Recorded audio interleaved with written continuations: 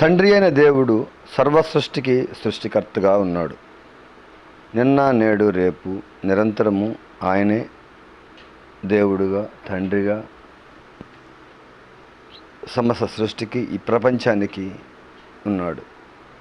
ఆయనను స్తుతించుట, మహిమపరచుట, ఘనపరచుట మాత్రమే కాదండి, ఆయనను ఆజ్ఞలను, ఆయన ఆలోచనలు, ఆయన యొక్క విశ్వాస క్రియలు, ఆయన యొక్క ప్రతి అడుగుజాడల యందు చెప్పినటువంటి మాటలను తన కుమారుడైనటువంటి యేసుక్రీస్తు ద్వారా పలికినటువంటి సమస్తమైన మాటలను గైకొనడలో ప్రయాసపడే ప్రతి ఒక్కరూ ధన్యులు. అంటే అందరూ దేవుని యొక్క సత్యాన్ని ఎరగవలెను.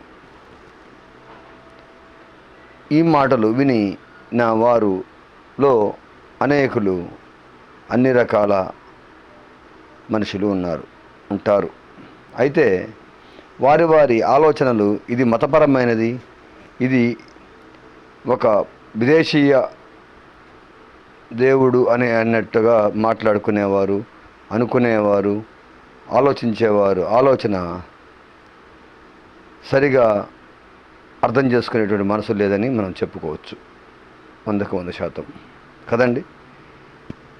అంటే ప్రపంచంలో ఉన్న ఏ మతాన్ని నేను తీసివేయట్లేదు, కానీ సత్యమును అందరూ గుర్తించాలి, సత్యం కొరకు అందరూ ప్రయాసపడాలి, సత్య పరివర్తనతో సాగిపోవాలని కోరుకుంటున్నాను.